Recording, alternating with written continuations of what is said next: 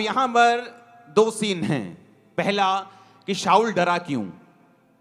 कौन था शाऊल? वचन यह कहता है कि शाऊल इजरायलियों का राजा था। और किसने खड़ा किया था? क्या वो वोट्स लेकर खड़ा हुआ था? क्या लोगों की सहमति से खड़ा हुआ था? या उसे परमेश्वर ने अभिषेक किया था? आप मुझे बताइए वो किस तरह खड़ा हुआ था?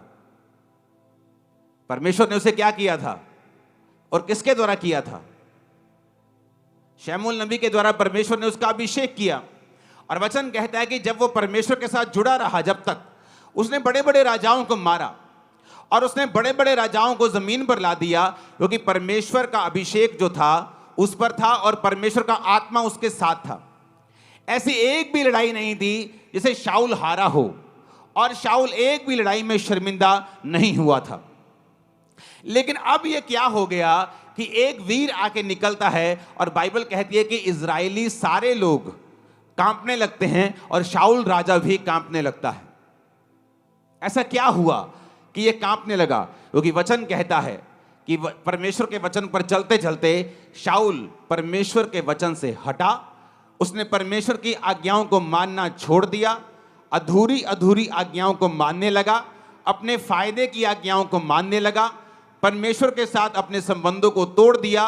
और इसीलिए बात गोलियत की नहीं थी। बात यह नहीं थी कि एक 10 फुट का बंदा 50-60 किलो की जुलाहे की डोंगी भाला बर्छा लेके उसके सामने खड़ा है और बड़ा लंबा और चौड़ा है और सैकड़ों किलो का है। बात यह नहीं थी। शाऊल ने पहले भी उसके जैसे बड़े लोगों को मारा था, बड़े राजाओं की उसने सिट्टी बिट्टी गुम की होगी, लेकिन अब ऐसा क्या हो गया कि अब वो उस गोले से डर रहा है।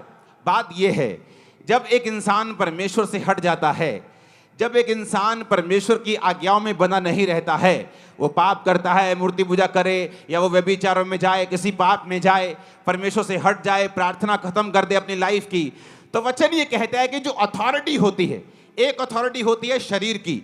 आपको किसी गांव का सरपंच बना दिया, आपके पास अथॉरिटी है, आप उस अधिकार से काम कर सकते हैं। लेकिन वचन कहता है कि हमारा जो राज्य है वो तो आत्मिक है। एक अथॉरिटी होती है आत्मिक।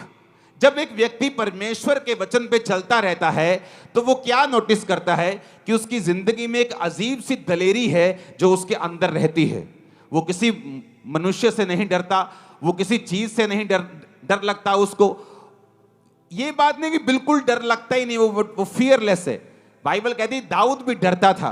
और वचन कहता है, जब आप भजन संहिता 46 पढ़ते हैं, उसने कहा मैं नहीं डरूंगा क्योंकि यहोवा मेरे संग है। डर उसके मन में था, लेकिन वचन कहता है कि वो अंगीकार ये करता था कि मैं नहीं डरूंगा क्योंकि यहोवा मेरे संग है। अब आपको ये बात पहले समझने की जरूरत है जिस टॉपिक पे हम हैं। अब शाऊल जो था, वचन ये कहता है कि उसकी आत्मिक अथॉरिटी को वो पाप और अनाज्ञाकारिता के कारण खत्म कर चुका था।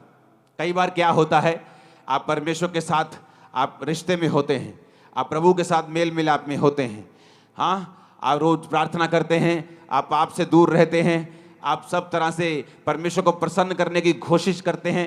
इसका मतलब ये नहीं कि आप 100% प्रभु यीशु को जैसे चलने लग जाते हैं, लेकिन आपकी इंटेंशन यही होती हैं कि मुझे कोई ऐसा पाप नहीं जानबूझ के करना, मुझे प्रेयर में रहना है, मुझे वचन पढ़ना है, मुझे रोज़ों में रहना है। और इस तरह से जब आप परमेश्वर में चलते हैं, एक अजीब सी स्पिरिचुअल अथॉरिटी आपके साथ रहती है।